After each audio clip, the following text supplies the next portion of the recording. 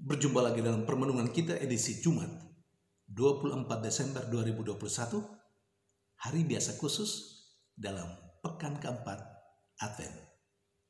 Bacaan-bacaan liturgi hari ini, bacaan yang pertama dari kitab kedua Samuel bab 7 ayat 1-5, ayat 8b sampai 12 dan ayat 14a sampai 16. Dan bacaan Injil dari Injil Lukas bab 1 ayat 67 sampai 79.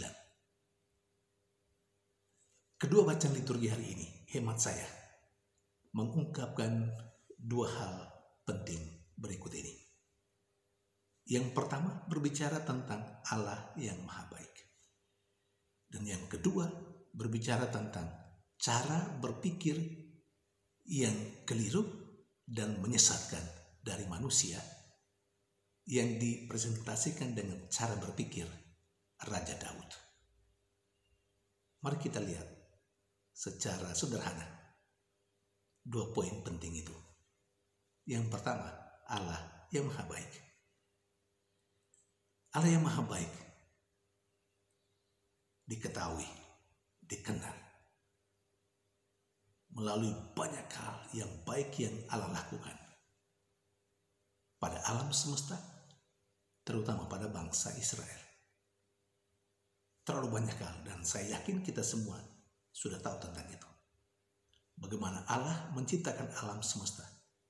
Bagaimana Allah mengangkat manusia yang terpuruk karena dosa manusia pertama. Dan bagaimana Allah memilih bangsa kepilihannya, menuntun bangsa kepilihannya dalam banyak hal. Semuanya penting. Tetapi misalnya Allah menuntun bangsa Israel keluar dari perbudakan Mesir menuju tanah terjanji. Dan itu dilakukan Allah kepada bangsa Israel sampai pada Raja Daud. Sebagaimana yang diceritakan dalam bacaan pertama hari ini. Secara khusus kepada Raja Daud, Allah membuatkan tempat kediamannya yang istimewa. Dan Allah membebaskan Raja Daud dari semua musuh-musuh yang ada di sekitarnya. Sehingga Raja Daud berdiam di tempat yang bagus dan merasa nyaman. Saudari dan saudara yang terkasih, Allah yang berbuat baik itu kepada alam semesta dan bangsa Israel, bangsa pilihannya, juga dialami oleh keturunan Israel, oleh Zakaria dan Elisabet, seperti yang diceritakan dalam bacaan Injil hari ini. Zakaria sangat menyadari bahwa perbuatan besar yang mereka alami dalam keluarganya, di mana Allah menghadirkan Yohanes Pembaptis, dikandung oleh Elisabet, menjadi seorang utusannya, menyiapkan jalan bagi kedatangan Mesias. Allah yang menjadi manusia dalam diri Yesus Kristus. Dan Zakaria mengagungkan Allah yang begitu baik itu. Allah yang menyelamatkan umat manusia itu.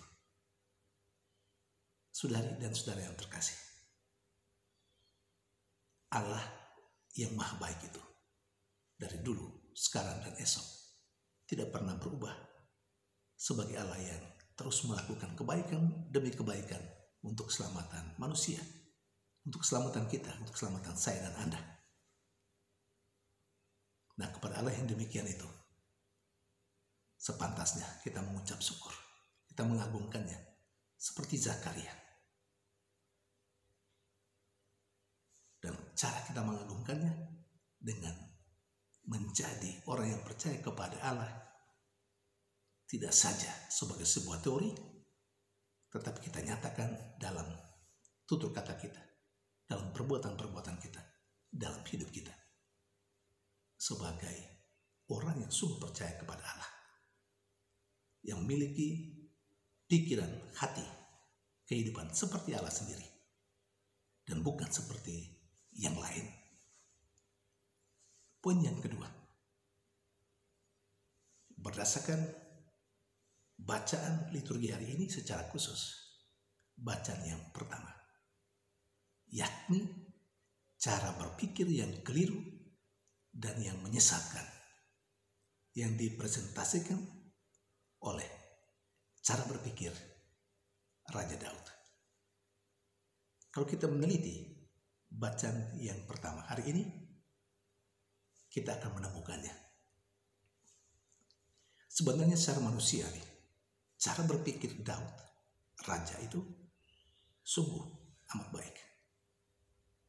Daud merasa bahwa dia sudah diberi oleh Allah rumah yang bagus, dibebaskan dari segala musuh, sehingga dia merasa nyaman. Tetapi dia melihat bahwa tabut perjanjian yang mengungkapkan kehadiran Allah justru ada di dalam tenda. Pasti dia berpikir kediamannya sebagai manusia begitu bagus, tetapi kenapa tabut perjanjian sebagai ungkapan tanda kehadiran Allah cuma berada di bawah tenda? Pikiran yang baik, bukan? Jadi Daud berpikir mau berbuat sesuatu untuk Allah, untuk kemuliaan Allah, untuk kepentingan Allah, untuk membela Allah. Boleh kita katakan seperti itu. Tetapi ketika Allah tahu tentang cara berpikir Daud seperti itu, Allah menyampaikan kepada Nathan, nabi, supaya diinformasikan kepada Daud bahwa cara berpikirnya keliru. Mengapa keliru? Allah tidak bisa, atau apa yang dilakukan oleh Daud seakan mau menambah kemuliaan Allah, itu sesungguhnya tidak. Seakan-akan mau membela Allah, sesungguhnya tidak. Siapa sih yang mau membela Allah?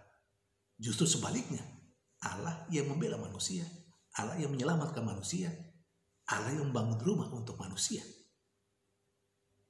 Jadi logikanya terbalik, logika imannya terbalik.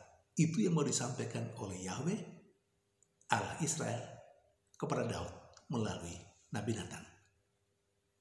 Karena itu Allah berkata kepada Nathan untuk menyampaikan apa yang dikehendaki Allah kepada Raja Daud. Masakan dia, Daud, mau membangun rumah bagiku. Demikian kata Allah kepada Nabi Nathan. Artinya Allah mau mengatakan bahwa sudahlah, tidak usah berpikir seperti itu. Saya sendiri tidak perlu dibantu oleh manusia. Saya dalam kekuatan kuasaku akan melakukan sesuatu hanya untuk keselamatan manusia. Itu sebenarnya mau disampaikan. Maka boleh kita katakan cara berpikir Daud mau membangun rumah bagi Allah kelihatan secara manusiawi baik, tapi tidak benar. Karena seharusnya sebaliknya, Allah lah yang menyiapkan segala-galanya bagi Daud, bagi manusia. Saudari dan saudara yang terkasih, mari kita lihat bagaimana logika iman kita dalam keseharian kita. Mari kita lihat kehidupan kita sebagai manusia. Terkadang kita mungkin berpikir, saya berbuat ini untuk menambah kemuliaan Allah. Keliru. Kemuliaan Allah itu sudah ada di dalam dirinya sendiri. Dan tidak pernah ditambah atau ditingkatkan hanya karena kita bertekad untuk memuliakan Allah. Kalau kita sebagai manusia mau memuliakan Allah, itu arti atau konsekuensi dari hidup beriman kita, karena kita sudah menerima segala-galanya dari Allah. Maka kita harus memuliakan Dia. Kita harus bersyukur kepadanya. Jangan pernah berpikir bahwa kita mau membela Allah, seakan-akan Allah itu begitu lemah dan harus dibela oleh kita, manusia yang kecil dan tidak berdaya ini. Keliru dalam logika iman. Dalam logika iman yang benar adalah Allah lah yang membela kita, bukan kita yang membela Allah. Maka sangatlah tidak tepat secara iman kalau kita berkuar-kuar bahwa kita mau membela Allah. Saudari dan saudara terkasih, Semoga permenungan ini secara khusus poin yang kedua ini membawa kita kepada kesadaran bahwa kita cumalah manusia yang lemah, yang hanya bisa diselamatkan karena Allah menyelamatkan kita. Dan Allah tidak pernah mau bahwa dia dibela, karena dia maha kuasa. Dia di atas segala-galanya, tidak perlu dibela Allah. Ingat itu, Allah tidak perlu dibela, karena Allah seharusnya, Allah yang sesungguhnya adalah dialah yang membela kita, bukan sebaliknya. Tuhan memberkati.